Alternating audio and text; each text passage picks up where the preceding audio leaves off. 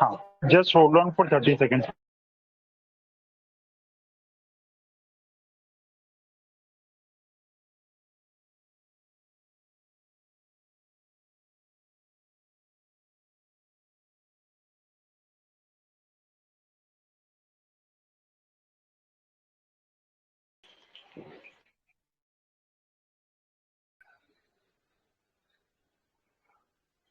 क्या हो रहा है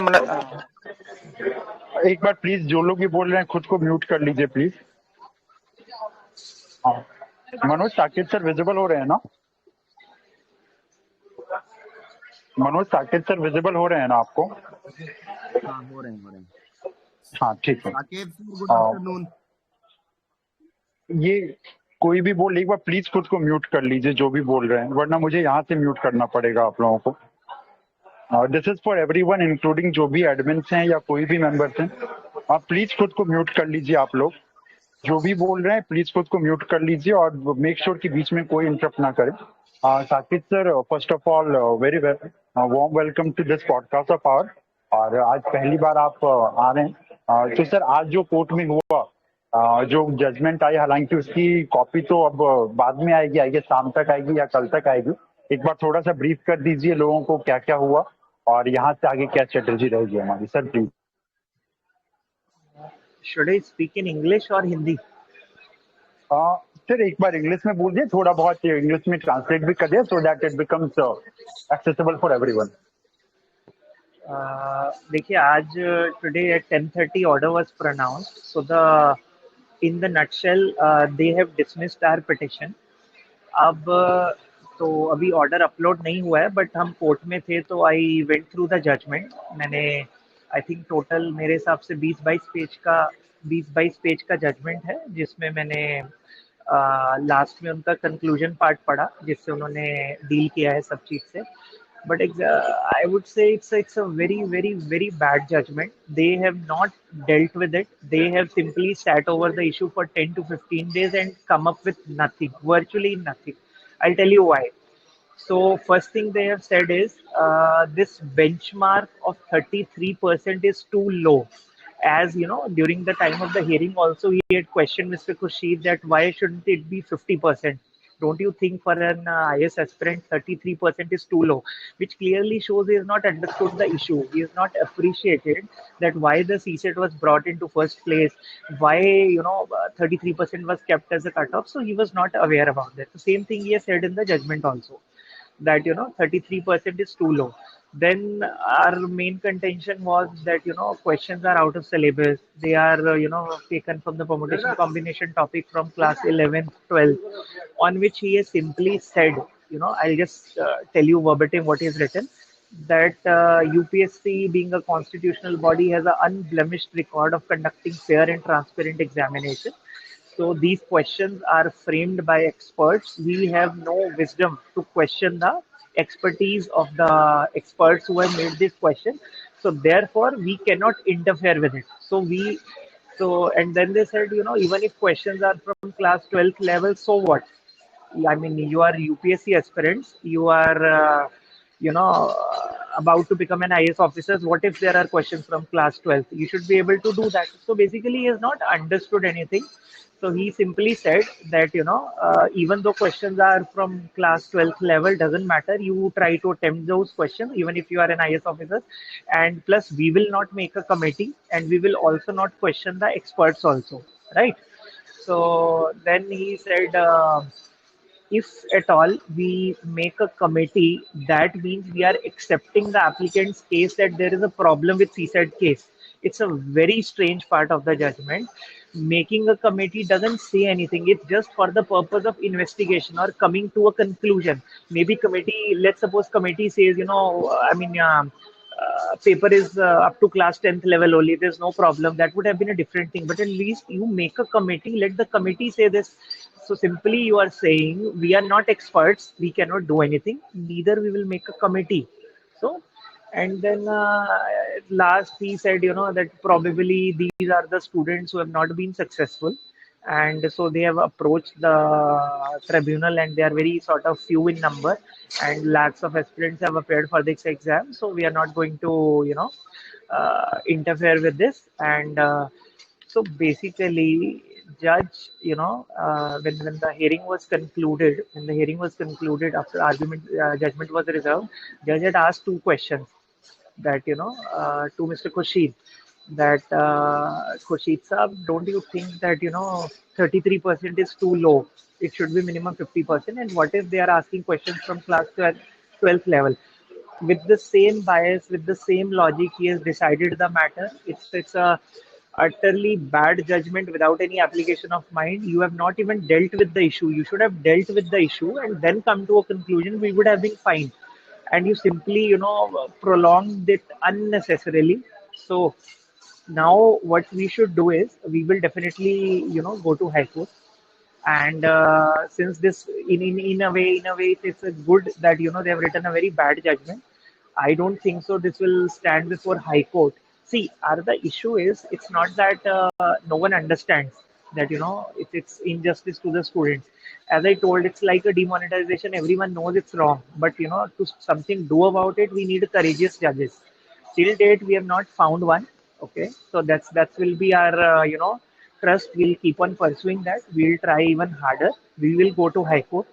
So we will try to portray the true picture before the High Court. Now at least with the High Court we can argue on merits properly, because till date our matter has not been heard on merits properly, because initially we went to High Court only for against the stay, and in CAT also there were limited arguments only. And now we will argue the matter before the High Court, and we'll do it as early as possible. And while arguing the matter, we will also try to seek a stay, that till the time our matter is decided, you should either stay the mains or try to postpone it. Even if the court doesn't agree to this, which is very likely, seeing the previous thing, I don't think so they are going to stay the mains, because now they will say, what is the fault of the candidates who have cleared the exam? They are going to sit for the exam. It will be unfair to them. But they just don't want to see the unfair, what unfair has happened with us. So, but be that it may be, let's suppose they are not going to stay, then we'll seek a shorter date to dispose the matter at the earliest. Then we will seek all our remedies, and let's hope for the best. And I would still, seek all of your support. Be hopeful, try harder. And I've seen many people are going on protest also. So, I mean, kudos to you guys. You are still in the fight, I would say. And even if you are going to protest, I would just a small advice. If you're like protesting it peacefully, there is absolutely no problem with it, unless you vandalize something, or you vandalize a police barricade or whatever it is. Don't do anything of that sort, because they just want a reason, and we should not give them one. Just protest peacefully. Say whatever you have to say. Take a placard, whatever it is, and keep continuing your fight on the ground. And legally, we are going to go to High Court soon, and we are going to try our level. All right. ठीक है sir, आपने दो तीन बातें रखी और मैं थोड़ा सा हिंदी में समराइज कर दूं, और मैं चाहूंगा एक बार इसके बाद आप हिंदी में भी थोड़ा सा ब्रीफ कर दीजिएगा. As you have said, this is an utterly bad judgement without any application of mind.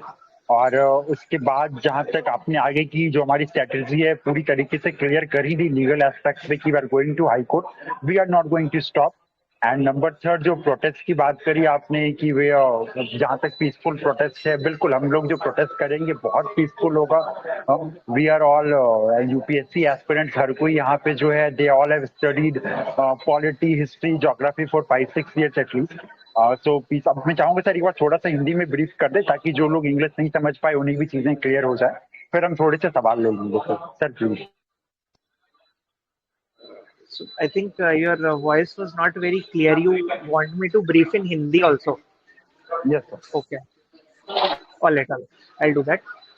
देखिए, ये जो जजमेंट आई है, मैं नहीं मानता इसमें कोई एप्लीकेशन ऑफ माइंड है, या इन्होंने कुछ लीगल पॉइंट डिसाइड भी किया है. ये सिंपली इन्होंने 15 दिन बैठे हैं, कुछ इन्होंने डिसाइड नहीं किया है. सेम जो जजेस की पहले से बायस थी, वही चीज़ जजमेंट में भी कंटिन्यू हुई है.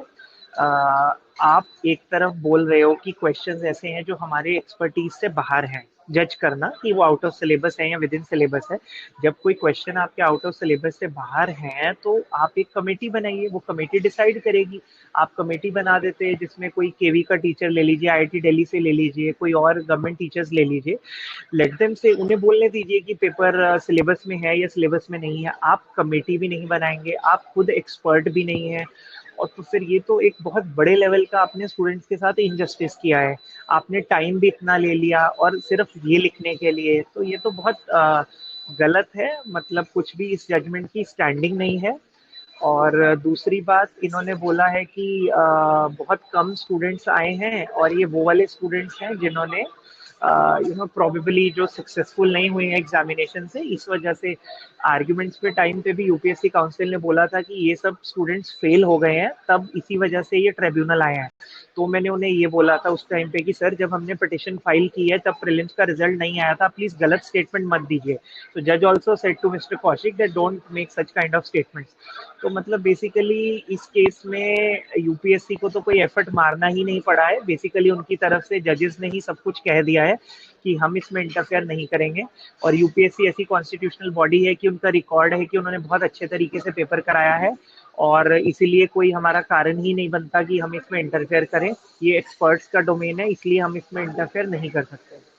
और मतलब मैं नहीं मानता कि इस जजमेंट में बिल्कुल भी कुछ इन्होंने कुछ दमदार या एक भी लीगल पॉइंट या कुछ भी बोला हो। Absolutely nothing. इन्होंने किसी चीज से डील नहीं किया, इन्होंने इस चीज से डील नहीं किया कि एक स्टैट्यूटरी नोटिफिकेशन में आप सिलेबस प्रोवाइड करते हो, अगर वो सिलेबस के अकॉर्डिंग ही पेपर नहीं है तो कल तो आप कुछ भी पूछ लीजिए, आप डेरिवेशन इंटीग्रेशन पूछ लीजिए, आप डिस्क्रीट मैथमेटिक्स पूछ लीजिए। So there is absolutely nothing, कुछ मतलब फिर तो कुछ बचा ही नहीं है। फिर आप क्या किस बेसिस पे जज कर रहे हो? आप सीधा सीधा लिख दो सिलेबस में कि आपको वही लोग चाहिए जिनको एडवांस मैथमेटिक्स आता हो। तो बेसिकली इस जजमेंट में अब जो भी है, हमारी रेमेडी है हाई कोर्ट की, वो हम लेंगे। जब कॉपी आ जाएगी जजमेंट की, अपलोड हो जाएगी, आप लोगों के साथ शेयर की जाएगी। आप लोग भी पढ़िए, आप लोग भी समझिए कि मतलब इस देश में जो न्याय की बात हो रही है, क्या वाकई न्याय हो रहा है? मैं विश्वास रखता हूँ न्यायपालिका में, बिल्कुल रखता हूँ, बट कभी कभी हमारा विश्वास भी डगमगा जाता है। बीइंग अ लॉयर ऑल्सो, आप अगर इस तरह की जजमेंट्स देखते हैं, आप मेरिट पे डिसमिस कीजिए, हमें कोई प्रॉब्लम नहीं है, आप एटलीस्ट रीजनिंग तो दीजिए। पूरे हमारी पिटिशन में इतनी डेप्थ में मेहनत करके हमने आपको ये तक दिखाया है कि कौन सा क्वेश्चन एनसीईआरटी के सिलेबस के हिसाब से कौन से पेज नंबर में क्लास 11-12 की कौन सी बुक से लिया गया है। आप उसको भी नकारते, आप सिंपली ये बोल देते हैं कि ये एक्सपर्ट का डोमेन है और हम यूपीएससी को ट्रस्ट करते हैं कि ये एक्सपर्ट्स हैं तो उन्होंने अच्छे ही क्वेश्चन बनाए होंगे। तो ये तो कोई बात नहीं हुई, ये कोई वो वैसा कोई किला नहीं हो गया कि जिसे फतेह नहीं किया जा सकता। UPSC is behaving as if कि वो कॉन्स्टिट्यूशनल बॉडी है, तो वो हर चीज से इम्यून है, वो जो चाहे कर सकते हैं। तो ये तो गलत है। आप स्टूडेंट के फ्यूचर, पास्ट, प्रेजेंट सब चीज से खेल रहे हैं। जो लोग बन भी गए हैं वो भी इस चीज से सरप्राइज हैं कि यूपीएससी जो कर रहा है वो कैसे कर रहा है और क्यों कर रहा है। चलिए, जो भी है, ये मुद्दे हम इसको लीगल आर्ग्यूमेंट्स में अब कोर्ट में जाएंगे। हाई कोर्ट में हमें इसमें रिट फाइल होगी जो डिवीजन बेंच के सामने जाएगी। जैसे ही ऑर्डर अपलोड होता है उसकी ड्राफ्टिंग वगैरह कंप्लीट करके हम फिर हाई कोर्ट जाएंगे। और दूसरा प्रोटेस्ट वाला है, आप लोग ग्राउंड पे कर ही रहे हैं तो वो अच्छा है। आप बस पीसफुल तरीके से करिए, कुछ भी वैंडलाइज मत कीजिए, बिल्कुल भी वायलेंस मत कीजिए, उन्हें एक भी रीजन मत दीजिए कि उस वजह से हमारे अगेंस्ट कुछ एडवर्स हो। पूरे मूवमेंट का आपने अभी तक मोमेंटम बना के रखा है, आगे भी बना के रखिए। और बाकी आप लोगों का सपोर्ट चाहिए ग्राउंड पे, तो आप लोगों का है, लीगली भी आपका सपोर्ट चाहिए। आप होपफुल रहिए, होपफुल रह के एंड तक लड़ेंगे, जैसा जो भी होगा फिर देखा जाएगा। बट ये है कि अपना 100% हमें देना है। तो अभी फिर जैसे ही पिटिशन रेडी होती है हाई कोर्ट वाली, आपसे शेयर की जाएगी। आगे जो भी होगा करते हैं, देखते हैं जैसा भी है। Thank you sir. मनोज, आवाज जा रही है आपको? मनोज, आवाज जा रही है? आ रही सुरेश, हाँ बोलिए। हाँ, आपको कोई सवाल पूछना है तो आप पूछ लीजिए, फिर आयुषी अपनी बात रखेंगी। मनोज, आपको कुछ पूछना है तो प्लीज पूछ लीजिए सर। सुरेश, मैं साकेत सर से एक सवाल पूछना चाहूंगा। साकिब सर, सबसे पहले तो मैं आपको प्रणाम करता हूँ। और मैं आपसे ये सवाल पूछना चाहता हूँ साकेत सर कि जैसा कि इस अभी सीएटी का जजमेंट आया है, जो कि ये लोग ये भी कह रहे हैं कि 33% क्वालिफाइंग क्राइटेरिया बहुत लो है, इसे तो 50% तक भी हो जाना चाहिए या होना चाहिए। इस प्रकार की बातें कर रहे हैं ये लोग, एकदम बेसलेस बातें कर रहे हैं। हम पिछले 2 महीने से इस उम्मीद में बैठे हुए हैं कि हमारे को कुछ फेवरेबल जजमेंट मिलेगा, लेकिन कुछ नहीं मिलता है। तो सर, क्या हम लोगों का प्रोटेस्ट करने का अधिकार नहीं है? पहला सवाल। दूसरा सवाल, जो छात्र डर रहे हैं प्रोटेस्ट में ग्राउंड पे आने के लिए, उन छात्रों से आप क्या कहना चाहेंगे सर, अगर हम लोग पीसफुल प्रोटेस्ट करते हैं तो? सर, आ- आपका आपका पहला क्वेश्चन एंड में रिपीट करेंगे, मैं समझ नहीं पाया। आपने बोला वो बेंचमार्क वाला बोला कि उन्होंने बोला कि 33% बहुत लो बेंचमार्क है। उसके बाद आपका सवाल क्या है उस पे? उसमें सर कि 50% तक भी हो जाना चाहिए, मतलब लाइक 33% जो क्वालिफाइंग है वो 50% तक भी हो जाए तो कोई दिक्कत वाली बात नहीं है। एक टफेस्ट पेपर है, टफेस्ट एग्जाम है। तो सर, हम्म। इस पे आपका क्या टेक है? इस पे आपका क्या कमेंट है? देखिए, ये एक जज की ऑब्जर्वेशन है। दिस इज नॉट, हम बोलते हैं ना, जजमेंट का एक पार्ट होता है जिसे हम बोलते हैं रेशियो डेसिडेंडी, जो कि लीगल पॉइंट पे एक डिसीजन होता है जो आगे की जजमेंट्स पे भी एप्लीकेबल होता है।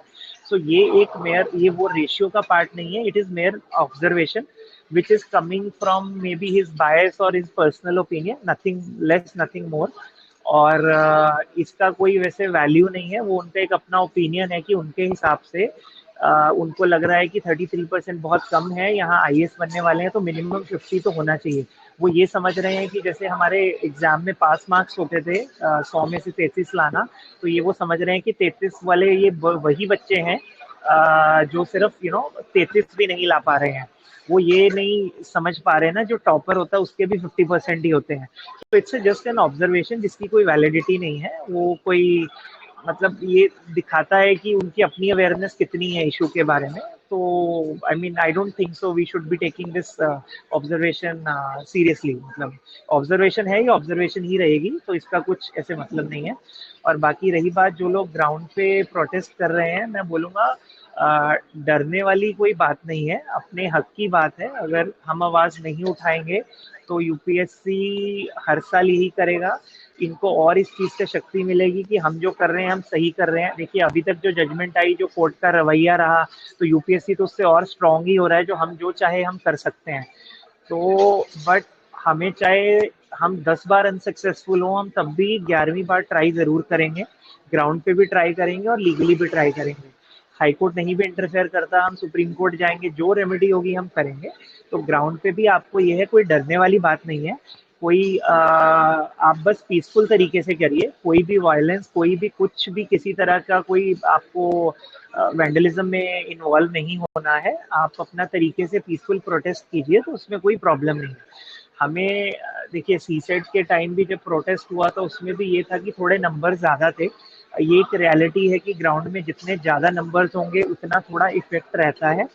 सब अपनी कन्वीनियंस के हिसाब से और थोड़ी इनकन्वीनियंस उठा के भी कोशिश कीजिए। जितने लोग आ पाए एक पीसफुल तरीके से इस चीज़ से जुड़े, इस आंदोलन का पार्ट बने। और बाकी लीगली जो है वो आप ट्रस्ट रखिए, जितना जो बेस्ट हो पाएगा हम लोग कर ही रहे हैं। बाकी देखते हैं जो जो भी होगा, जैसा भी होगा, है ना। आयुषी अपनी बात रखना चाहते हैं। आयुषी, आप बोलिए please. Suyash, if you will मेरी एक्सक्यूज मी। आवाज आ रही है? मेरी आवाज आ रही है सबको? हाँ, बोलिए बोलिए आप। आज कैट का ऑर्डर पढ़ा। Order, I feel like crime after reading that order. मतलब इतनी मेहनत हमने करी है इस पूरे इश्यू के लिए, सिर्फ इस चीज के लिए कि हमें न्याय मिले। अगर बात छोटी मोटी होती तो शायद हम सब इतना इकट्ठा ना होते, इतने एफर्ट्स ना करते, लेकिन बात बहुत बड़ी है, बहुत बड़ी है। और मुझे इस बात का इतना अचंभा हो रहा है, इतना आश्चर्य इस बात का हो रहा है, इतना सब कुछ होने के बाद भी जजेस ने हमारे केस में मेरिट तक पे भी ढंग से नहीं देखा। जो हमने इतनी रिसर्च वर्क करी और यूपीएससी के खिलाफ एक जो बहुत गलत इमेज बनी हुई है इस चीज को लेकर कि यूपीएससी भगवान है, एक यूपीएससी मिनट में कर खुदा रहा हूँ। है, यूपीएससी कभी कुछ गलत नहीं कर सकता, वो बहुत ही गलत है और बहुत खतरनाक है। आज इतने सारे अभ्यर्थियों का सपना टूटा सिर्फ यूपीएससी के कारण, और उनका सपना टूटा जिसने दिन रात इसके लिए मेहनत करी। जिस हम जितने भी अभ्यर्थी आज बाहर बैठे हो जिनकी जीएस कट ऑफ क्लियर हो गई है और सिर्फ सीसैट के कारण बाहर बैठे हैं, हम सब वो लोग हैं जो डिजर्विंग है मेंस एग्जामिनेशन में बैठने के लिए। उसके बावजूद इस तरह का रवैया कैट के जजेस का, ये बिल्कुल गलत है, बिल्कुल गलत है। मुझे इतना बुरा फील भी हो रहा था और ऐसा महसूस हो रहा था कि अगर इतना सब कुछ होने के बावजूद न्यायपालिका इस तरह का क्वेश्चन, इस तरह का जजमेंट दे सकती है, तो फिर हम न्याय के लिए और कहाँ आस लगाएं। अभी तक हमारी हमेशा एक आस रही थी, चलो अगर प्रोटेस्ट हो रहा है, नहीं हो रहा है, हमें कोर्ट से भरोसा था कि कुछ ना कुछ कोर्ट से हमें मिलेगा। आज कोर्ट में जज ने ये लिखा है कि सिविल सर्विस एग्जामिनेशन पूरी कंट्री का सबसे बड़ा एग्जाम है, तो अगर क्लास 10th के क्वेश्चंस नहीं भी आए तो क्या हुआ, क्लास 12th के आगे तो क्या हुआ। अब क्लास 12th के हिसाब से आपको तैयारी करनी चाहिए थी। वास्तव में बात यह है कि हम क्लास 12th के लिए भी तैयारी करते हैं, लेकिन कम से कम यूपीएससी अपने गैजेट नोटिफिकेशन में डाले तो सही। जजमेंट में एक लाइन लिखी हुई थी कि हम अग्री कर रहे हैं कि हो सकता है कि साइंस बैकग्राउंड वालों को ज्यादा एडवांटेज मिल रही हो, लेकिन हम फिर भी यूपीएससी की एक्सपर्ट कमेटी पे भरोसा रखते हैं कि यूपीएससी ने जो एक्सपर्ट कमेटी बनाई है वो अपना फेयर एंड ट्रांसपेरेंट मैनर में पेपर कंडक्ट करवाएगी। एक्सपर्ट कमेटी के भरोसे उस एक्सपर्ट कमेटी ने जिसने इतने मिस्टेक्स करी हैं, और उसमें सबसे बड़ी, मुझे ऐसा लगता है सबसे बड़ी गलती जो अगर मुझे लगती है ना इन सब में भी, वो मुझे लगती है सबसे ज्यादा गलती है एस्पिरेंट्स की। अगर एस्पिरेंट्स आज अपने राइट्स के लिए खड़े नहीं होंगे, अगर एस्पिरेंट्स आज ये बताने में अनसक्सेसफुल रहते हैं कि यूपीएससी ने कितना गलत किया है, उनके एक्सपर्ट कमेटी ने कितना गलत किया है, तो ये सबसे ज्यादा गलती हमारी है, क्योंकि हम अपनी बात एक्सप्रेस नहीं कर पा रहे हैं। यूपीएससी की एक गलत छवि बनी है, यूपीएससी इसी छवि को यूज करते हुए, इसी इमेज को यूज करते हुए आगे भी बहुत गलत काम करेगा। आपको इस बात के लिए बिल्कुल आश्चर्य नहीं होना चाहिए, you must not be amazed to get 50% cut off as a qualifying paper in CSAT. यही चलता रहा तो आगे, अगर इसके बावजूद भी सरकार चुप रहती है, अगर इसके बावजूद भी हमें कोर्ट से इस तरह का ऑर्डर मिलता है जो कि बिल्कुल गलत है, तो आप क्या एक्सपेक्ट करते हैं कि अगले साल 50% भी, 50% भी कर दिया जाएगा? और मैं उस समय इतना ज्यादा कैट का ऑर्डर पढ़ेंगे आप सब लोग तो आपको सबको लगेगा कि किस तरह का ऑर्डर बनाया गया है। जो मेन इशू है उसको तो डील ही नहीं किया बिल्कुल भी। और आज मैं आप सबको ये बोलना चाहती हूँ, और मेरा ये शायद रिकॉर्ड भी हो रहा होगा, अगर ये सब चीजें इसी तरह से चलती रही, मैं वो कैंडिडेट हूँ जिसको मेंस एग्जामिनेशन में बैठना चाहिए, और अगर मैं मेहनत करने के बावजूद सिर्फ एक क्वालिफाइंग पेपर के कारण, वो क्वालिफाइंग पेपर जिसमें आउट ऑफ सिलेबस क्वेश्चंस पूछे गए, वो क्वालिफाइंग पेपर जिसमें गलत ढंग से क्वेश्चंस पूछे गए, वो क्वालिफाइंग पेपर जो कि physically handicap, schedule caste, schedule tribe, OBC, humanities background, इन सब के लिए डिस्क्रिमिनेटरी है, उस क्वालिफाइंग पेपर में अगर यूपीएससी जानबूझ के हमें फेल करता है और उसके बाद जनरल स्टडीज में मेरिट से कई ज्यादा मार्क्स लाने के बावजूद अगर मैं मेंस एग्जामिनेशन में नहीं बैठ रही हूँ, तो मैं वो कैंडिडेट हूँ जो प्रोटेस्ट में बैठेगी, मैं वो कैंडिडेट हूँ, वो एस्पिरेंट हूँ जो हंगर स्ट्राइक पे बैठूंगी। और अगर मैं हंगर स्ट्राइक करते हुए मैं किसी भी तरीके से मुझे शरीर छोड़ना पड़ा या किसी भी तरीके से मेरी डेथ होती है ना, तो मैं उसके लिए कहूंगी UPSC is responsible for my murder. मैं ये कहूंगी UPSC and the government is responsible for my murder in that case. क्योंकि आपको अभी भी कुछ समझ नहीं आ रहा है कि वास्तव में आपने कितनी बड़ी गलती कर दी है।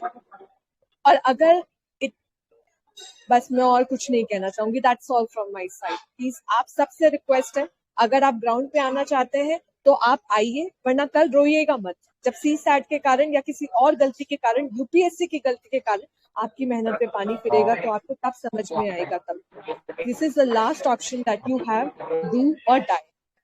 प्रोटेस्ट बहुत जल्द हो रहा है, 1 या 2 दिन में ही हम लोग बैठ रहे हैं। You are most welcome. If you do not come, it is your mistake that you have been right now unsuccessful in telling the whole country how unjustified UPSC was.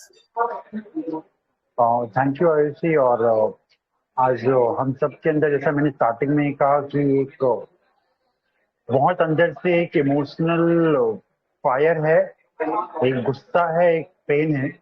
Saqib sir, यदि आप सुन रहे हैं, एक बार प्लीज कैमरा ऑन कर लीजिएगा अपना।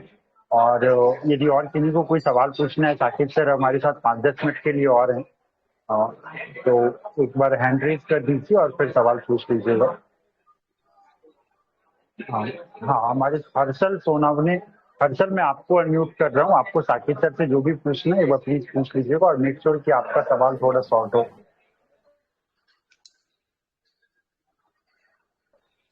हर्षल, बोलिए आप। हेलो हेलो हेलो, हाँ आ रही है क्या आवाज? हाँ साकिब सर, मैं बस आपसे एक रिक्वेस्ट करना चाहता हूँ।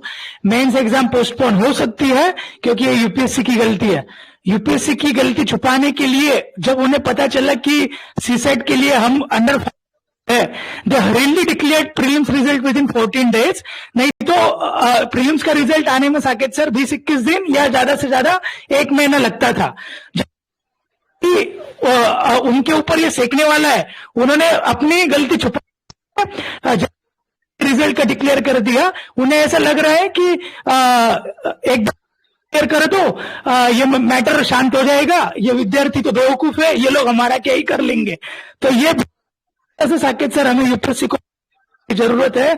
आजादी मिले 75 के है और यूपीएससी तो एग्जाम लाई थी उसी माइंडसेट से।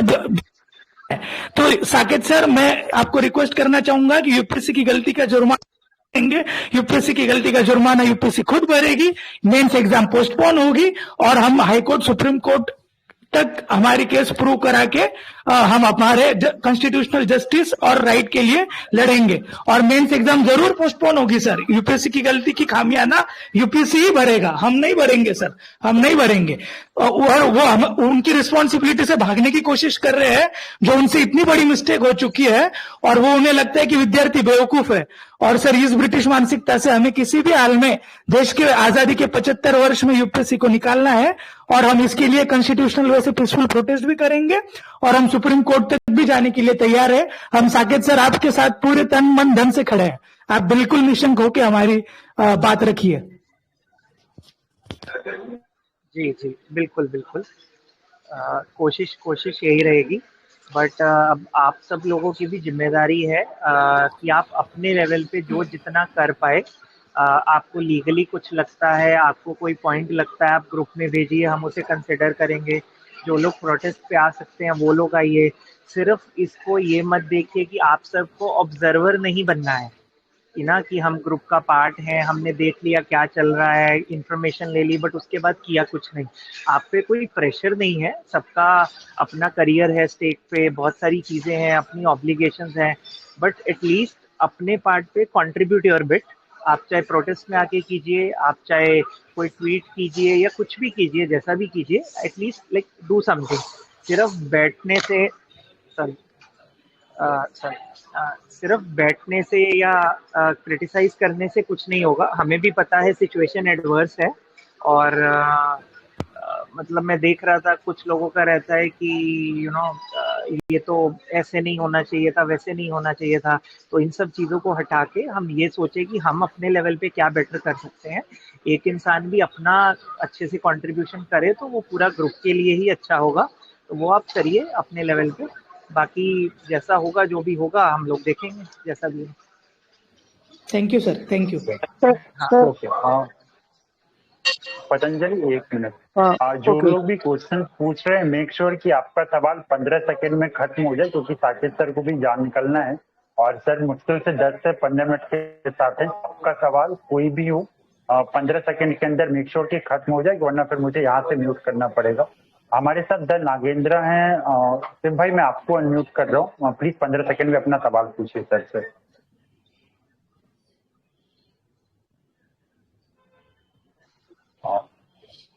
द नागेंद्र, आवाज आ रही है तो प्लीज सवाल पूछिए आप। हाँ, गुड आफ्टरनून सर।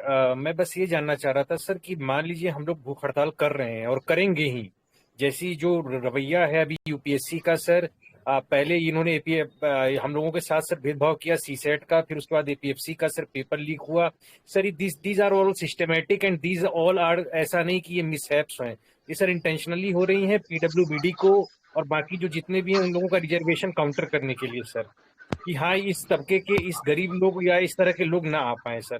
तो जैसे सर हम लोग भूख हड़ताल पे जा रहे हैं, तो सर ऐसा तो नहीं हुआ कि हमारे मुंह में ठूस ठूस के केला दूध ये सब खिला खिला के और वापस से ये हमारे साथ ये करना चाहेंगे सर? सर सुयश, यस सर। यार मेरे को आवाज ना क्लियर बोलिए। नहीं आ रही है। Can you just repeat what is asking? ठीक है। सर, इनका सवाल ये था कि यदि हम लोग भूख हड़ताल पे बैठते हैं तो ऐसा तो नहीं होगा कि जबरदस्ती दूध जूस बनाना वगैरह ये लोग जबरदस्ती खिला के भूख हड़ताल तोड़ने की कोशिश करेंगे? नहीं यार, एक सेकेंड यार, यहाँ पे ना थोड़ा सा डिस्टरबेंस आ रहा है। Suyash, if you are able to answer you answer. मेरे को सवाल सुन नहीं पा रहा है, या तो एक बार दोबारा बोल। सर, आप कैमरा ऑफ कर लीजिए, तो मुझे लगता है कि ऑडियो से ही काम चला लेंगे, बिकॉज नेटवर्क का थोड़ा सा इशू है यहाँ। हाँ हाँ हाँ, अब बोल, क्या सवाल है? हेलो, हाँ सर, ये मैं आवाज जा रही है सर अभी? हाँ सर, हाँ मैं हाँ, ये कह रहा आवाज था आ सर रही है। जी सर, मैं ये कह रहा था कि ये जो पार्ट हो रहा है, जैसा ये जो यूपीएससी के, ये मिसहैप या कोई एक्सीडेंट नहीं है, ये एक वेल थॉट स्ट्रेटजी है, एक बहुत सोचा समझा हुआ प्लान है टू आउस्टर की जो पीडब्ल्यूबीडी बंदे हैं, जो एसटी हैं, एससी हैं, हिंदी मीडियम के स्टूडेंट्स हैं, ह्यूमैनिटी के स्टूडेंट्स हैं, उनको आउट करने का, और वो भी at the first level itself. और इसके अलावा जैसे मेंस का एग्जामिनेशन होता है, उसमें भी जैसे मैथमेटिक्स के स्टूडेंट्स हैं उनको अच्छे नंबर्स मिलते हैं, जो ह्यूमैनिटी वाले हैं उनको उतना नंबर नहीं मिलता सर। तो जिस तरीके से अभी चल रहा है, जैसे हम लोग अभी आमरण अनशन पे बैठेंगे सर, भूखे हड़ताल पे, तो ऐसा तो नहीं होगा कि सर हमारे मुंह में जबरदस्ती दूध केला जूस इस तरीके से करके और तोड़ने की कोशिश की जाएगी कि हमारे आंदोलन को सर? सर नहीं, ऐसा नहीं है बिल्कुल। देखिए, आपने जो कहा कि ये एक वेल थॉट आउट स्ट्रैटेजी है, हमें देखिए, कोर्ट में हम कोई भी मैटर आर्ग्यू करते हैं, हम लीगली आर्ग्यू कर सकते हैं। तो लीगली हमने ये सारे पॉइंट्स भी रखे थे कि आपने जो रिजर्वेशन भी दी है एससी एसटी ओबीसी को, वो सारी रिजर्वेशन पेपर 1 में एप्लीकेबल होती है, बट वो पेपर 1 में तब एप्लीकेबल होगी अगर कोई पेपर 2 क्लियर करेगा। तो अगर आप आउटसाइड पे ही कैंडिडेट को एलिमिनेट कर रहे हैं, तो फिर वो रिजर्वेशन का भी जो पॉजिटिव डिस्क्रिमिनेशन का बेनिफिट है, तो वो भी उन्हें नहीं मिलेगा। तो ये इनजस्टिस तो है, मतलब जनरल कैंडिडेट्स के साथ भी है, रिजर्व कैटेगरी कैंडिडेट्स के साथ भी है, सबके साथ भी है। ये इंजीनियर्स के साथ भी इनजस्टिस है और नॉन इंजीनियर्स के साथ भी इनजस्टिस है, क्योंकि आप देखेंगे खाली बहुत सारे इंजीनियर्स और बीटेक के लोग भी ऐसे हैं जिनका सीसेट पेपर क्लियर नहीं हुआ है। बहुत लोगों का मतलब मेरे पास आया था। इट्स नॉट अबाउट कि सिर्फ वही लोग हैं जिन्होंने मैथ्स नहीं पढ़ा, जिन्होंने मैथ्स पढ़ा है उनके लिए भी इतना हायर लेवल है। तो बाकी तो आप सोच ही लो कि जिन्होंने मैथ्स 10th के लेवल के बाद नहीं पढ़ा है तो उनके लिए कितना प्रॉब्लमेटिक होगा। बाकी वो हड़ताल वाला ऐसा कुछ नहीं है। देखिए, यूपीएससी के लिए हम एक माइनॉरिटी हैं कि बहुत कम लोग हैं जो इससे अफेक्ट हुए हैं। हालांकि यूपीएससी को ये पता है, बट कहीं ना कहीं ये पोर्ट्रे किया जा रहा है कि ये वो वाले लोग हैं जिनका क्लियर नहीं हुआ है, वो ये बेवजह ट्राइब्यूनल को अप्रोच कर रहे हैं। तो देखिए, कोई भी बड़ा डिफरेंस क्रिएट करने के लिए छोटे लेवल से ही स्टार्टिंग होती है। आप 10 बैठिए, 20 बैठिए, 50 बैठिए, कल को और भी बढ़ेंगे। अपनी दृढ़ निश्चय जो किया है उस पर कायम रहिए, तो कोई ऐसी बात नहीं है। आगे वो सब नोट भी होगा, सरकार भी उस चीज़ का कॉग्निजेंस लेगी, और तो ऐसा मेरे को कोई लगता नहीं है कि एफर्ट में हमें कमी आनी चाहिए। तो थोड़ी कई बार सिचुएशन एडवर्स होती भी है तो हमें घबराना नहीं है, अपने हिसाब से आगे आप बढ़ते चलिए, तो कुछ ना कहीं तो जस्टिस होगा, जरूर होगा। ठीक है। पतंजलि त्रिपाठी सवाल पूछना चाहते हैं। पतंजलि, मैं आपको अनम्यूट कर रहा हूँ, बोलिए आप। नमस्कार सर। पतंजलि त्रिपाठी, हाँ पूछिए। जी आवाज आ रही? जी हाँ हाँ नमस्कार जी, सर। बताइए। आप पूछिए। मैं ये जानना चाहता हूँ, जैसे पूछना चाहता हूँ, जैसे अब तो हम लोग हाई कोर्ट मूव करेंगे, तो क्या अब हम वहां पर, जैसे कि पिछली बार जब हम गए थे तो उन्होंने कहा आप कैट चले जाइए और प्रॉपर वे से आइए, क्या इस बार जब हम जाएंगे इस जजमेंट को लेकर तो अब हम यहाँ अपील कर सकते हैं क्या कि जो मेंस एग्जामिनेशन होने वाला है सितंबर में उसे पोस्टपोन किया जाए? मेरिट पर बहस वो जरूर कहेंगे कि आप मेरिट पर पहले बहस करें, पर सर क्योंकि मुझे जो एक कंसर्न है कि शायद हाई कोर्ट में भी टाइम टेकिंग ये इशू हो जाए, वो समय लें, डेट पर डेट दें, तो क्या हम पहले अपील कर सकते हैं कि जब तक कि इस पर बहस ना हो जाए और जजमेंट ना आ जाए तो कृपया मेंस को पोस्टपोन किया जा सके? क्या ऐसा हम कर देखिए, सकते हैं? हाँ देखिए, अभी कैट के बाद हमारा मैटर दिल्ली हाई कोर्ट में जाएगा, डिवीजन बेंच के सामने 2 जजेस का बेंच बैठेगा, उसके सामने लगेगा। तो मैटर मेरिट्स पे आर्ग्यू होने से पहले हम we will definitely ask for stay. हमें मानेंगे, क्योंकि हो सकता है कि मान लीजिए आज से हफ्ता बाद मैटर हाई कोर्ट में लिस्ट होता है, क्योंकि बहुत सारी फॉर्मेलिटीज रहती हैं। उसके बाद मान लीजिए, और वो यूपीएससी को टाइम देते हैं रिप्लाई फाइल करने के लिए 1 हफ्ता, तो 15-20 दिन का टाइम निकल जाएगा, तो वैसे भी वो मेंस और बिल्कुल ऑलमोस्ट नियर हो जाएगा, बिल्कुल पास में आ जाएगा मेंस। तो इसीलिए स्टे मांगना तो बहुत ही ज़रूरी है। और अगर आप दोनों सिचुएशन लेके चलिए, हम तो पहले मांगेंगे ही कि जब तक हमारी पिटिशन नहीं डिस्पोज हो जाती है, तो आप पिटिशन के डिस्पोजल तक आप मीन्स पे स्टे कर दीजिए। जो हम ये नहीं कह रहे कि यूपीएससी को कोई प्रोसेस में वापस जाना है, जहां तक जो हुआ है आप उसको होल्ड पर रख लीजिए। जब वो चीज़ हो जाएगी, उसके बाद आप अगर हमारी पिटिशन डिस्पोज हो जाती है, अगर मान लीजिए हमारी पिटिशन डिस्पोज हो जाती है, बीट फॉर पॉजिटिव और बीट फॉर नेगेटिव, उसके बाद आप अपना जो भी है स्टे हटा दीजिए।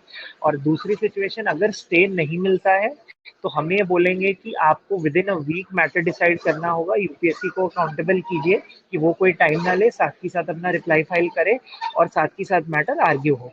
तो अगर स्टे नहीं मिलता है, we are going to ask for a very short date so that matter can be disposed at the earliest. हमें चाहे हो सकता है आगे की रेमेडी लेनी पड़े, जो भी हो, अब इसको हम मैटर को प्रोलॉन्ग होने नहीं देना जा सकते, क्योंकि आप मान के चलिए हाई कोर्ट में भी जो एक्स्ट्रा टाइम लेना था वो भी कैट ले चुका है।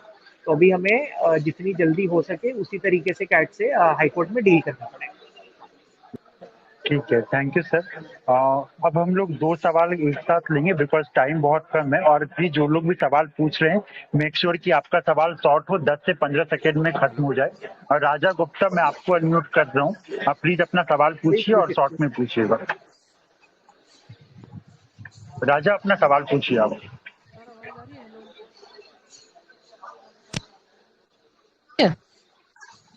हाँ, आवाज आ रही है, सबकी आवाज आ रही है, बोलिए आप। आवाज आ सर रही मैं है, ये जानना बोलिए चाहता आप। हूँ कि अ, जैसे कि बहुत सारे लोग प्रोटेस्ट में आने से इसलिए डरते हैं क्योंकि they are afraid of police sir.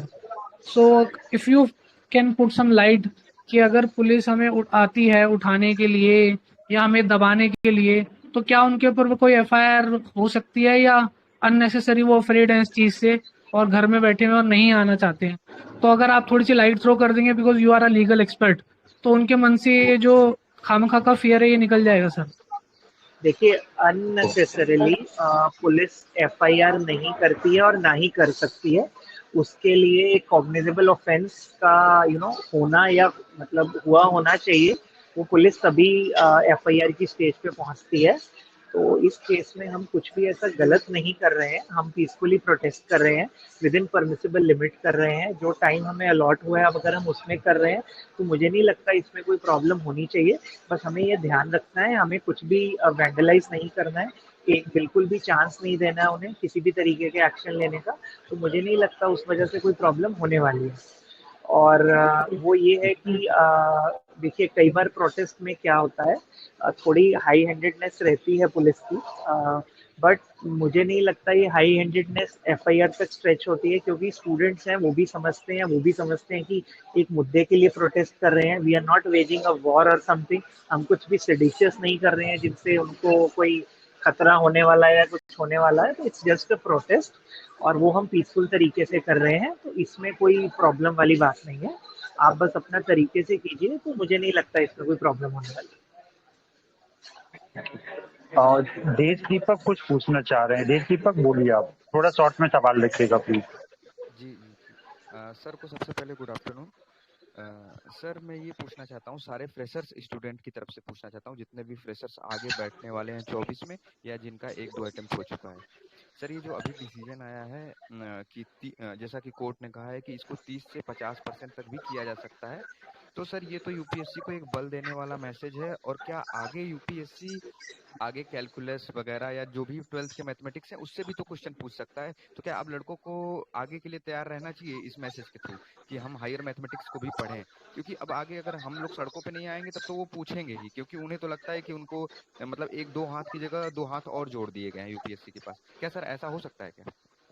नहीं देखिए, एक सिलेबस तो यूपीएससी ने भी प्रोवाइड किया है। देखिए, या तो इस बार मुझे ऐसा लगता है, मैं मतलब जहाँ तक मेरा मानना है कि हमें, चाहे हमें एंड तक लड़ना पड़े, कुछ ना कुछ रिलीफ तो ज़रूर मिलेगा। और मैं बोलूँ बेयर मिनिमम कोई रिलीफ नहीं भी मिलता है, अगर कोर्ट ये ऑब्जर्वेशन भी दे यूपीएससी को कि आप सिलेबस में से सवाल पूछिए, तो वो भी एक बड़ी जीत है। और बट ये है कि जिस हिसाब से यूपीएससी का ट्रेंड चल रहा है, तो वो अनप्रिडिक्टेबल तो काफ़ी है। बट देखिए, और वो देखिए, सॉरी, आप बैठिए, एक बार उठा रहे हैं, सॉरी। हाँ, तो जिस हिसाब से यूपीएससी का ट्रेंड चल रहा है, तो काफ़ी अनप्रिडिक्टेबिलिटी तो है।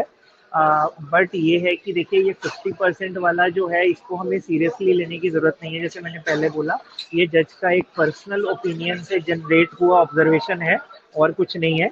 उनको मुद्दे की समझ नहीं है कि 33% क्यों रखा गया है, इसलिए उन्होंने ये ऑब्जर्वेशन दी है। यूपीएससी इसको कोई इन एनी केस, ये कोर्ट का डिस्क्रिप्शन, कोर्ट की जुरिस्डिक्शन में नहीं है कि 33% रखना है, 50% रखना है। ये यूपीएससी और सरकार की जुरिस्डिक्शन की बात है। मेरे हिसाब से कोई ऐसा, इससे वो 33% ही रहेगा, और मुझे नहीं लगता कोई आपको इस चीज़ से वरी होने की ज़रूरत है कि वो आगे कैलकुलस या कुछ और पूछेंगे। मेरे हिसाब से अगले साल के लिए तो ये मैसेज ज़रूर जाएगा यूपीएससी को कि इस बार जो किया है वो अगली बार रिपीट ना करें। एटलीस्ट आगे फ्यूचर जो एस्पिरेंट्स है उनके साथ ना खेलें।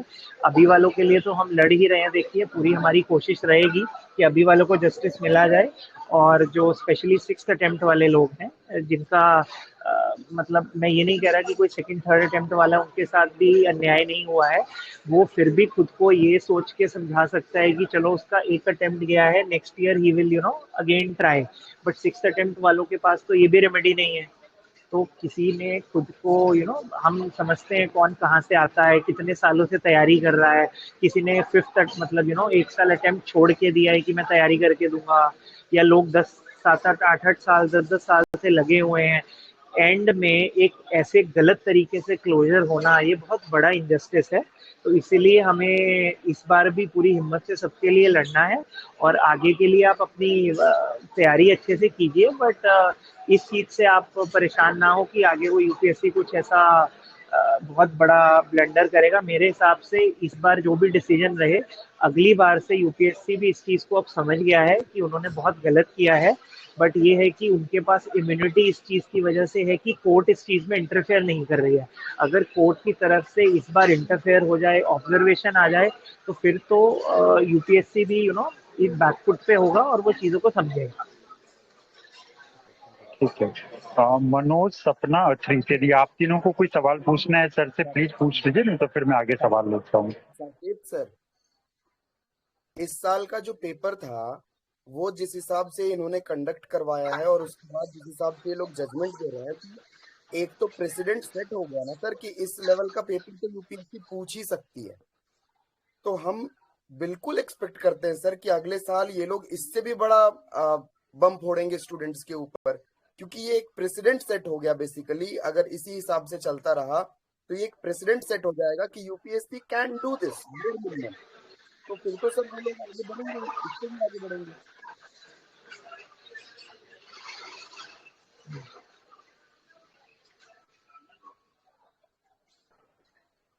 मनोज आपकी वॉइस ब्रेक हो रही थी शायद।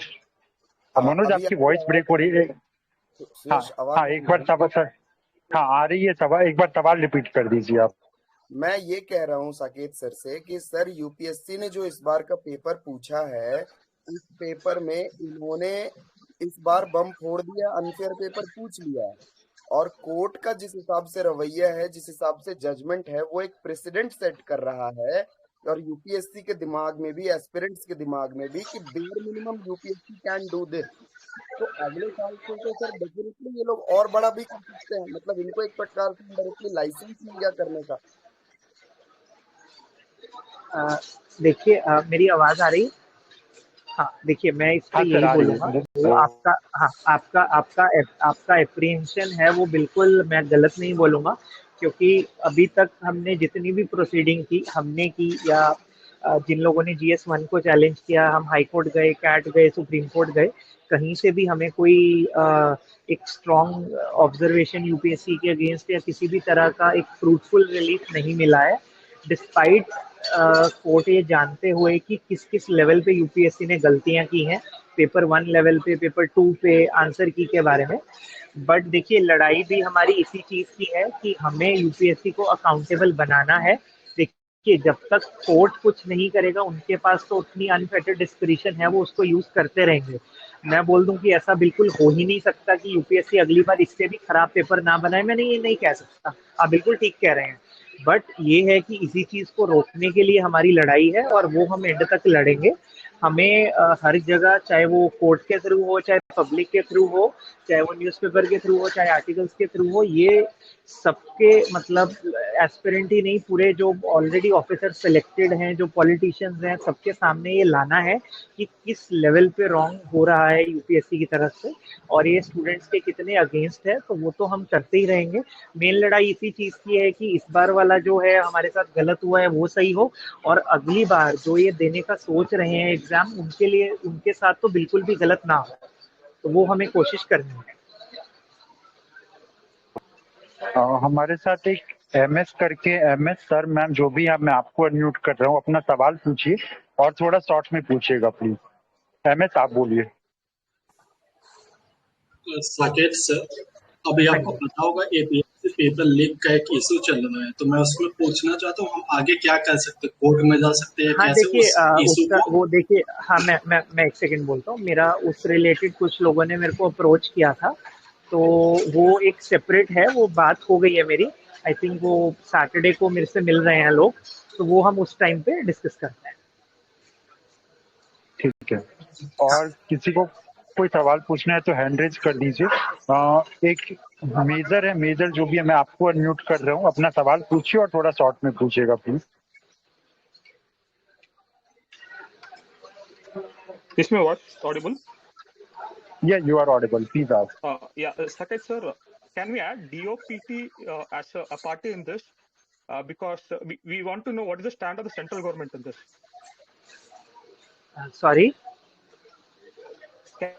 Can we add DOPT, Department of Personnel Training, as a party in this case in future hearing in High Court? नहीं, देखिए so that, देखिए we will know what the इसमें क्या होता है ना, जितना जो यूपीएससी से रिलेटेड जो रिक्रूटमेंट की जुरिस्डिक्शन है, वो पूरी यूपीएससी के पास है। यूपीएससी रिक्रूट करके एक लिस्ट बनाती है, फिर एक रिजर्व लिस्ट बनाती है, उसके बाद डीओपीटी पिक्चर में आता है और आगे का प्रोसेस स्टार्ट होता है।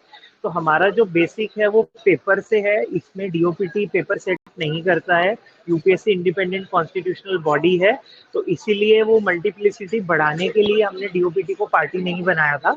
एंड दे कैन सिंपली से it is with in the jurisdiction of the UPSC, exam कराना, पेपर सेट करना। तो डीओपीटी को पार्टी बना के भी इसमें उनका वही स्टैंडर्ड ही रहना था। अगर कोई वैसा मुद्दा होता, सर्विस एलोकेशन हो, कुछ हो, तो वहाँ डीओपीटी इन्वॉल्व होता है।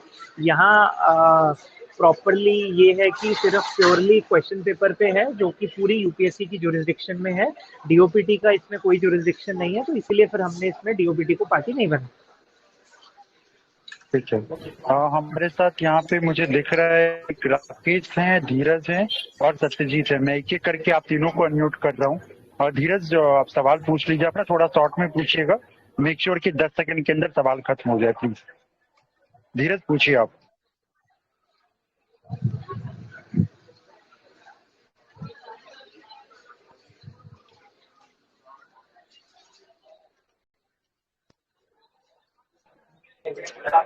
ये लास्ट सवाल होगा, सर कन्वे करने निकलना है।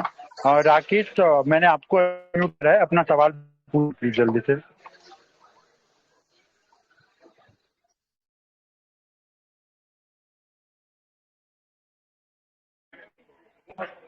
सत्यजीत, मैंने आप अपना सवाल पूछिए, थोड़ा शॉर्ट में पूछिए।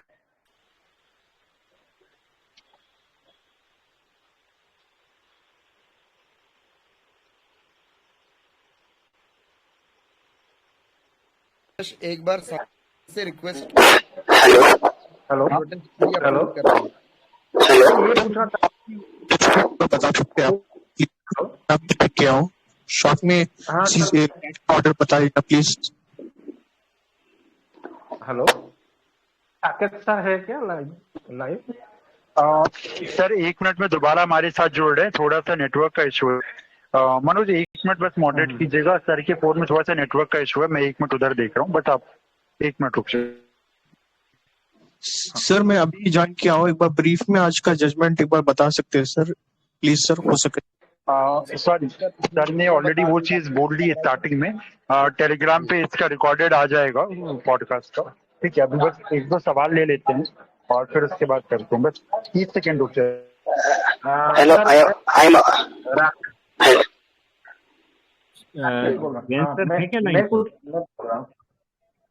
हेलो,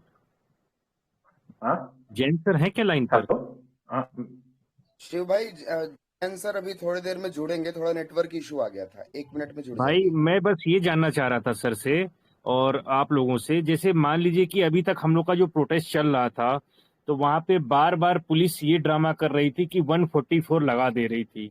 मान लीजिए अभी हम लोग यहाँ पे प्रोटेस्ट के लिए अपनी जो अनुमति चाहेंगे तो हमारी तो इच्छा यही रहेगी कि भाई सब कुछ लीगली हो और कहता पुलिस भी उसको विलफुली प्रोटेस्ट के लिए हमको दे दे। 1 सेकंड, सॉरी, जो भी बोल रहे हैं वो प्लीज रुक जाइए। सॉरी शिव भाई, 1 मिनट रुक जाइए।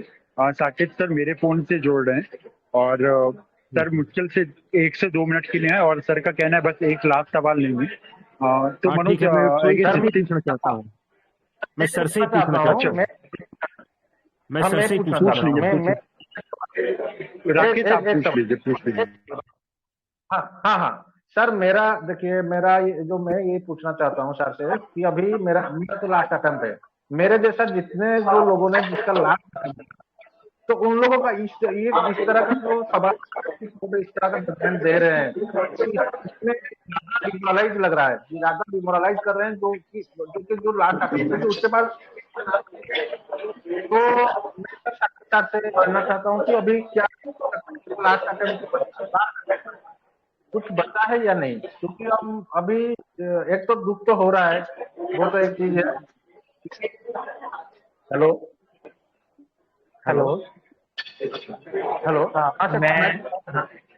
आप प्लीज शॉर्ट में अपना सवाल पूछिए, क्लियर नहीं हो पा रहा है, थोड़ी डिस्टर्बेंस आ रही है। आप क्या पूछना चाह रहे हैं? हेलो, हाँ सर, हेलो,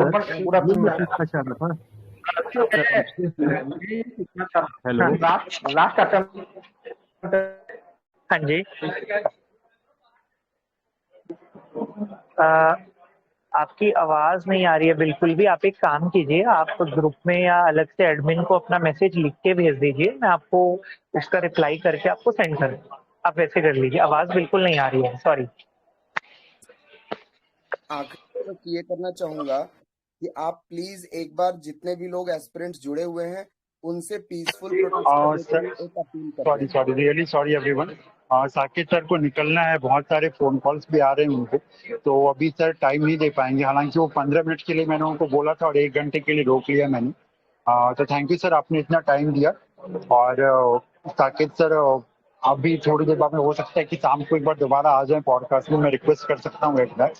और अभी सर ने, मैंने 15 मिनट के लिए सर को बोला था ज्वाइन होने के लिए, और 1 घंटे लगभग मैंने रोक के रख लिया हम लोगों ने। तो इतना ही, बाकी समरी अब क्लियर ही है, अब जो होगा ग्राउंड पे होगा। मनोज आप अपनी बात कंटिन्यू कीजिए अब।